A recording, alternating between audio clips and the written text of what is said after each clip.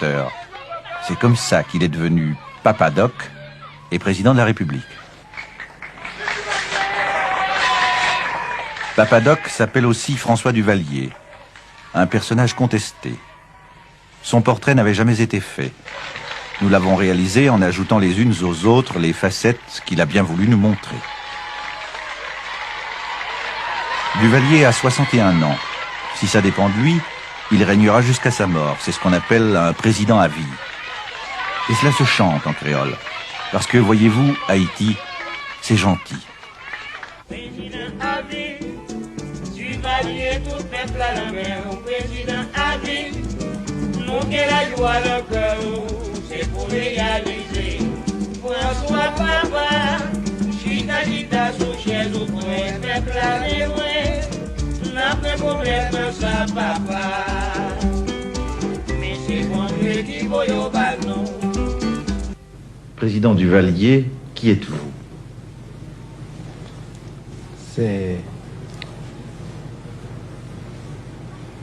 Tout le monde sait qui est le président Duvalier.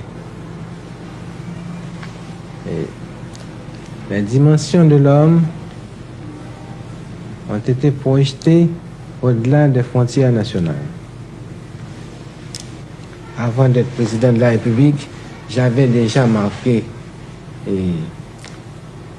dans l'histoire de ce pays. Et l'intellectuel qui a consacré toute sa vie aux travaux de l'esprit et qui a écrit des œuvres pour l'éducation morale et spirituelle des générations contemporaines et celles à venir, croit avoir travaillé au bénéfice de la communauté haïtienne, bien avant de devenir président de la République. Combien d'heures par jour travaillez-vous? J'ai travaillé de 5 heures du matin jusqu'à 2 heures, 3 heures de l'autre matin. Alors, tous mes partisans et amis, n'est-ce pas, se sont inquiétés de cela et sont très, très fâchés contre leur président et leurs amis parce que je travaille trop. C'est ainsi que je suis.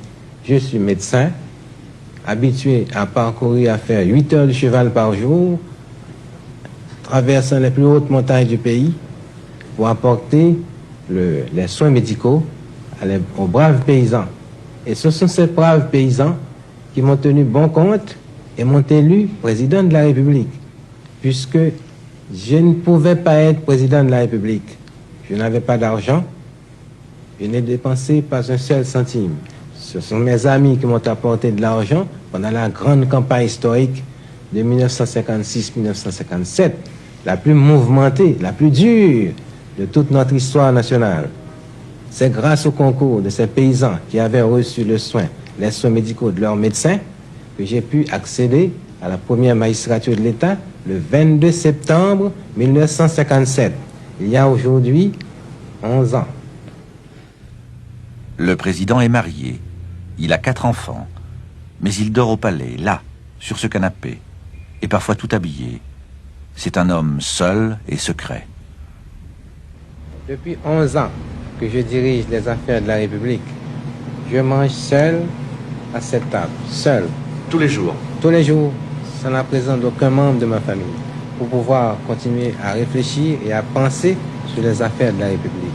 Mais vous ne quittez pas souvent le palais, je pense. Oh, très souvent, je quitte le palais, et surtout la nuit, pour pouvoir inspecter. Ah oui? J'ai une sorte de déformation mentale, il faut que j'inspecte les rues de Port-au-Prince pour voir si elles sont propres, en tant qu'officier d'hygiène publique de l'université d'Ann Arbor. Ça vous vient de votre ancien métier, ça? De mon ancien métier, c'est une déformation mentale chez moi. Et vous partez la nuit, comme ça, seul, sans rien dire? Parfois, mon service de sécurité a beaucoup de peine à me retrouver. C'est là que je travaille, le samedi et le dimanche, le soir, la nuit. Ce bureau qui est en face de nous, là... C'est le bureau qui est en face de vous. C'est le bureau où on savait s'asseoir à cette table, l'illustre président du Marseille estimé. Dont vous avez été le ministre. J'étais le ministre. du travail et de la santé publique. Sa photo est là, il regarde sa place. C'est intentionnellement que la chaise est tournée de ce côté-là. Cette chaise est tournée, c'est pour permettre à la secrétaire, n'est-ce pas, de taper sur le téléx. Le téléx, oui. Parce que je reçois constamment des câbles, n'est-ce pas, des quatre coins du monde, de mes ambassadeurs qui se trouvent à l'extérieur. Quand Duvalier prend l'air, c'est toujours par surprise. Ici, il vient rendre hommage à un prédécesseur. L'histoire d'Haïti commence en 1804. Les Haïtiens étaient jusqu'alors des esclaves. Depuis cette date, ils sont indépendants, mais très pauvres. C'est parce que Duvalier est un dictateur, affirment les démocrates. Les démocrates ont la mémoire courte. Des présidents à vie, il y en a eu 7 avant celui-ci. La stèle est érigée par la mémoire de Jean-Jacques Dessalines, le grand fondateur de la patrie haïtienne. Et qui a été assassiné ici, Il a été assassiné ici, là, à cette place. Comment s'appelle ce lieu? C'est le Pont Rouge. Pont Rouge. Le Pont Rouge. Pont Rouge. Et par qui a-t-il été assassiné? Il a été assassiné par ses adversaires, n'est-ce pas?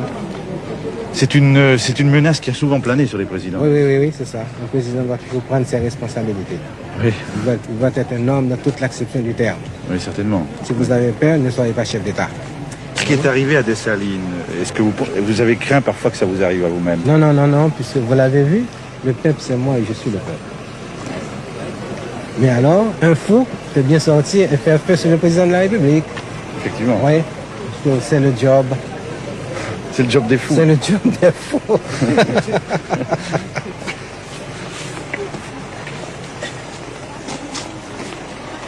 C'est pourquoi le colonel lui-même, il s'inquiète quand je me sors du palais national.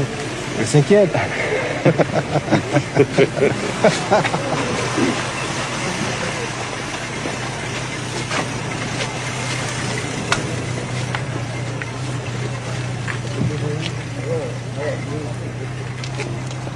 S'il n'a pas peur des assassins, il faut tout de même croire qu'il redoute quelque chose. Son palais de Port-au-Prince est une véritable forteresse. Toutes les armes et toutes les munitions du pays s'y trouvent concentrées sur son ordre.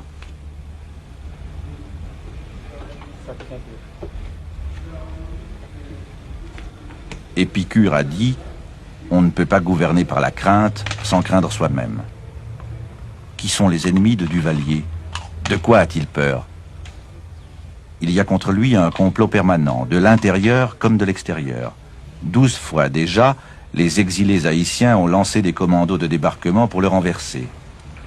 Un avion parti de Floride est venu jeter des bombes sur le palais cet été. Elles n'ont pas éclaté. La garde présidentielle n'a rien d'une garde d'honneur, sauf à l'entrée principale.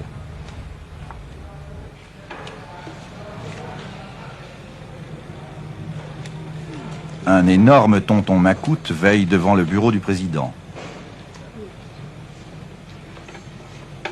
On ne voit jamais l'armée. Il n'a pas confiance en elle. On dit qu'il n'a confiance en personne. Les gens qu'il paye pour le protéger se surveillent entre eux, s'épient, se contrôlent. Tout le monde a peur de tout le monde, jusqu'au seuil de la porte derrière laquelle il travaille. Est-ce que le peuple vous aime, président Duvalier? Le peuple me l'a rendu, puisque, pour reprendre ce que je viens de vous dire au début, je n'avais pas d'argent et j'avais toutes les forces réactionnaires contre moi. L'armée, le clergé, la haute finance, la bourgeoisie, toutes ces forces qui sont devenues à l'heure actuelle depuis 11 ans des mythes, de par ma façon de gouverner le pays.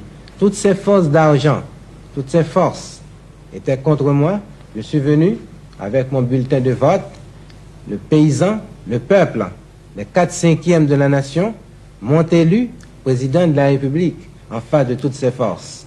C'est même une légende, mais une légende qui s'explique aisément parce que la nation vraie, c'est dans le peuple. Ce peuple, dont Papa Doc dit qu'il est le père, ressemble à un orphelin.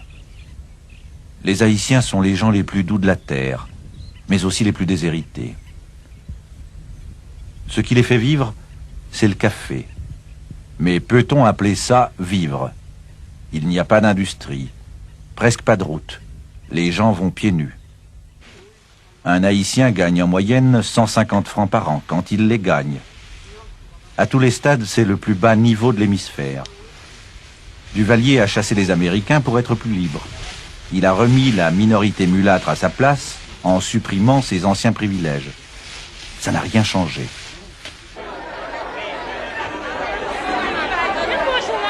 Il n'y a pas de circuits commerciaux. On perd tout son temps dans les marchés locaux pour vendre le peu qu'on produit.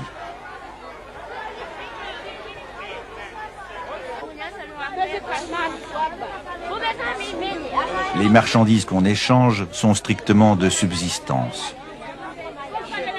Elles mettent toujours en jeu de très petites quantités.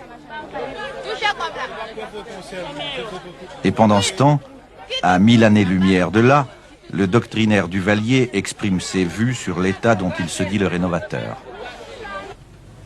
Ma conception idéale de l'État, c'est de réaliser le plus grand bien au plus grand nombre.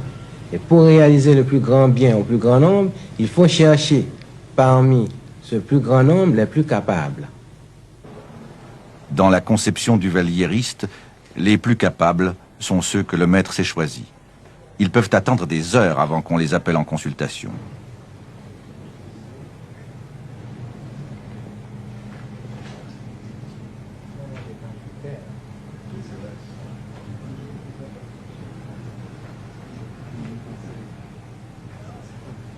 Le gouvernement haïtien compte 13 membres. Aucun n'a rang de ministre. Ses secrétaires d'État sont aux ordres d'un homme qui garde tout pour lui. Nous avons fait l'expérience de sa méthode. Quand Duvalier parle, on l'entend à peine.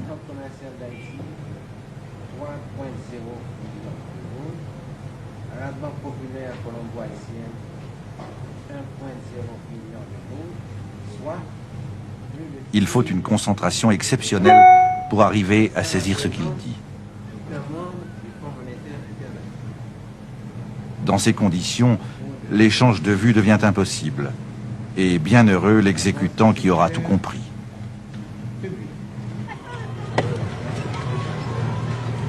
Le paradoxe chez cet homme vient du déphasage entre les vues qu'il exprime et la réalité telle qu'elle est. D'aucuns l'accusent de tout faire pour freiner le développement de ce pays qu'il connaît pourtant si bien. Son premier souci, disent-ils, c'est de garder le pouvoir, et c'est à quoi il travaille. Le reste n'est que verbalisme.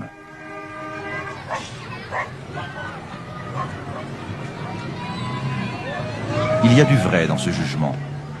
Tous les dictateurs ne se servent-ils pas de la misère pour justifier leur méthode de gouvernement? Il arrive même qu'ils éprouvent le besoin de montrer cette misère, comme s'ils voulaient dire « Regardez ce qu'il me reste à faire ».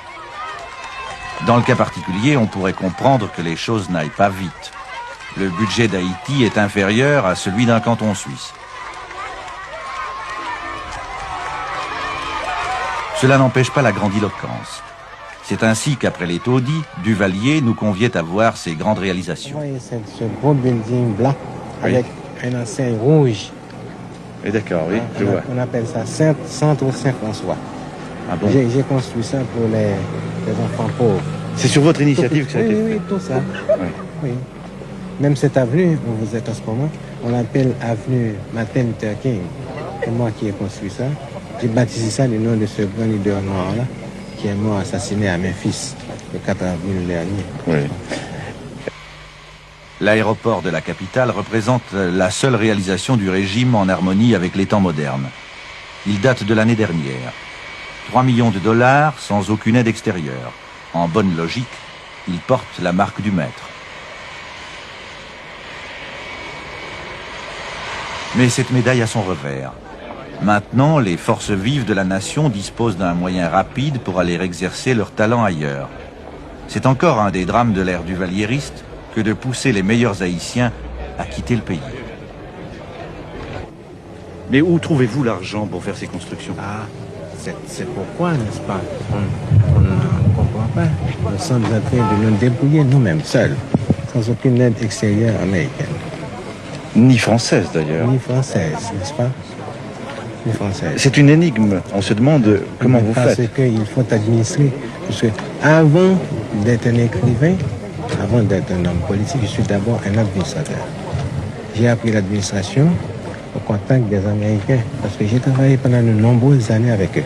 Oui, effectivement, dans votre Uh-huh. carrière, c'est la Ouais, figure. c'est- Oui. Et puis, à l'université de Michigan aussi, on m'a appris l'administration. Est-ce que vous formez quelqu'un pour vous succéder? Je forme la jeunesse en ce moment. Il y a des écoles à travers toute la République, des lycées aussi, à travers toute la République. Et pourtant, on dit que le taux d'analphabétisme est très élevé C'est chez ça vous. parce que avant mon arrivée, c'était très élevé.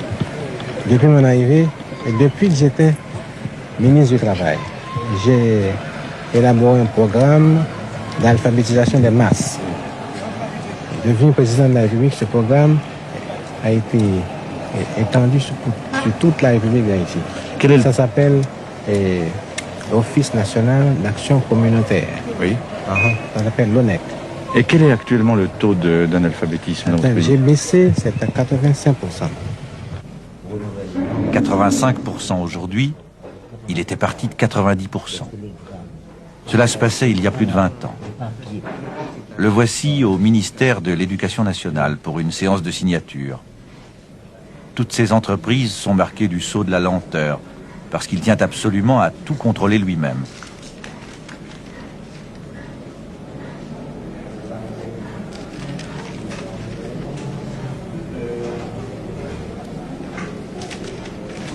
Aucun de ces actes ne saurait se passer de déploiement de force. Il y a toujours autour de sa personne un impressionnant rideau de protection. Les voici, les fameux tontons macoutes de Duvalier.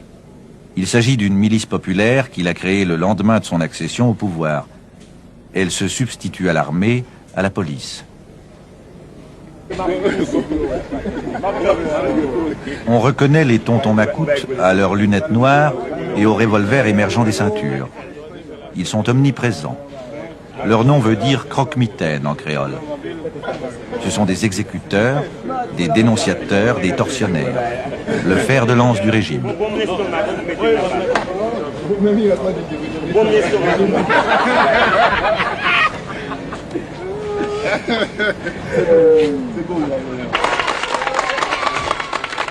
On dit depuis peu que Duvalier aurait enfin compris qu'il doit freiner ses nervis s'il veut éviter de conduire le pays à la ruine totale.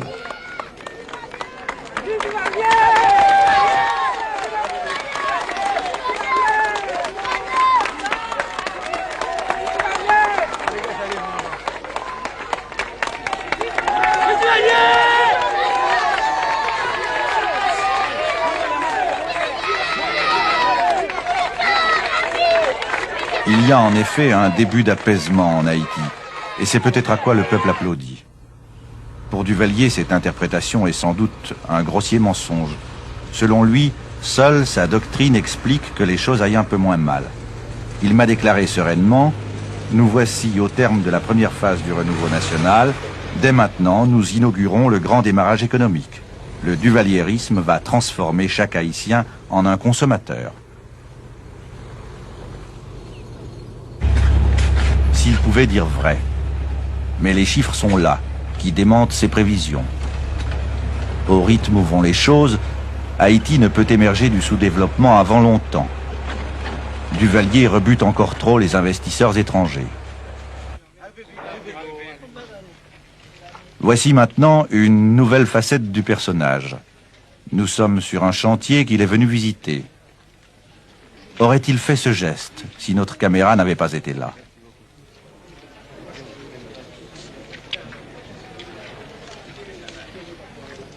Ce n'est pas la paye qu'il distribue, mais un cadeau royal. Un seul de ces billets représente le quart du revenu annuel moyen d'un Haïtien.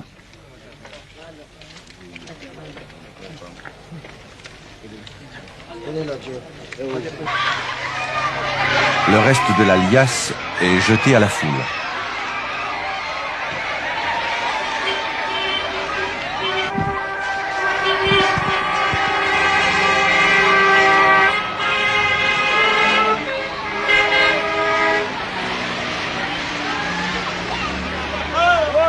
Le 22 joue un rôle... Le 22 juin, c'est la présidence à vie. Oui. Il semble qu'il y ait une répétition du 22 dans votre carrière. C'est mon chiffre mystique, n'est-ce pas? Ça revient. Même pendant ma vie révolutionnaire, chaque fois qu'il y a une chose, c'est toujours un 22. Un 22, La vie exact. révolutionnaire. Est-ce qu'il y a cependant des exceptions, Hein? Excellence? Est-ce qu'il y a des exceptions? Est-ce qu'il y a des fois que ce n'est pas un 22? Non, non, non, c'est toujours un 22. Un 22, Toujours un 22. Et c'est ainsi que la roue tourne en Haïti. Pour l'heure, à part le café et le rhum, les seules rentrées comptabilisables viennent du casino de Port-au-Prince. L'établissement est sous contrôle direct du président de la République. Il fonctionne selon une formule inédite. Sa direction paye les joueurs pour qu'ils jouent. Cela paraît incroyable, mais c'est comme ça que l'argent rentre.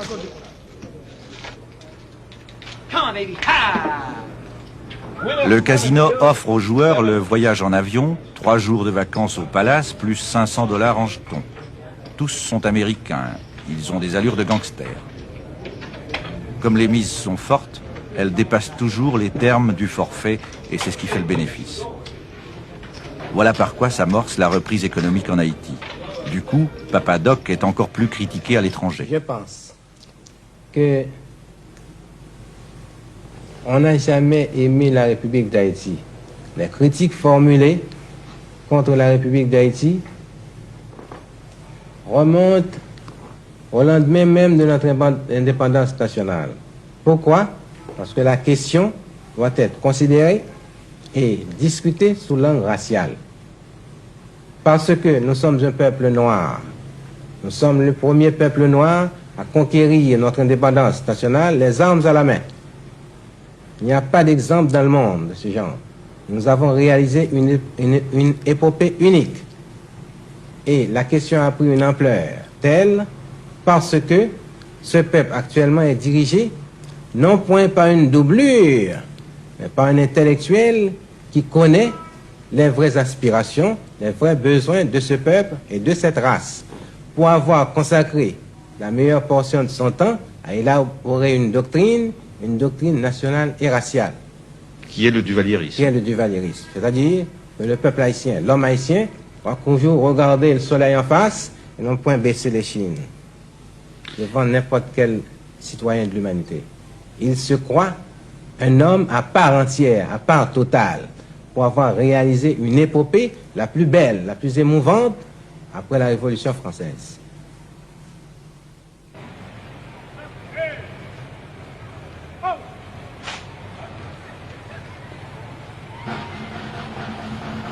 Duvalier a raison sur un point, c'est quand il dit « Je ne suis pas une doublure ». On peut le croire. Rien en lui ne rappelle la soumission de ses prédécesseurs. Il a compris ce qu'aucun d'eux n'avait même entrevu, à savoir qu'il fallait créer en Haïti une conscience nationale avant toute autre chose.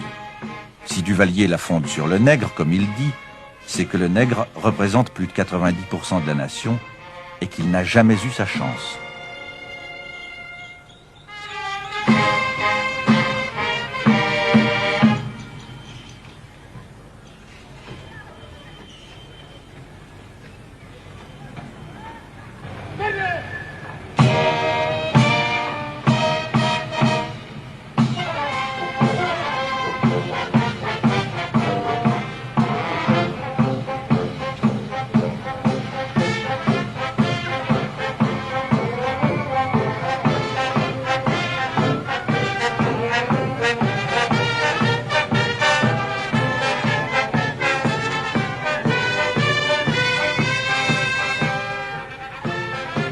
Malheureusement, après 11 années de pouvoir, le duvalierisme n'a pas concrétisé ses promesses.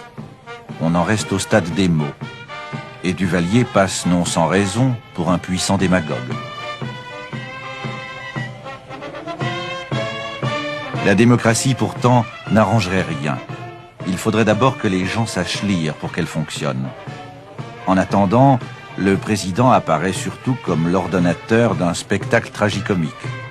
En fait, il incarne tout bonnement une forme un peu plus calamiteuse de la fatalité inhérente aux pays sous-développés.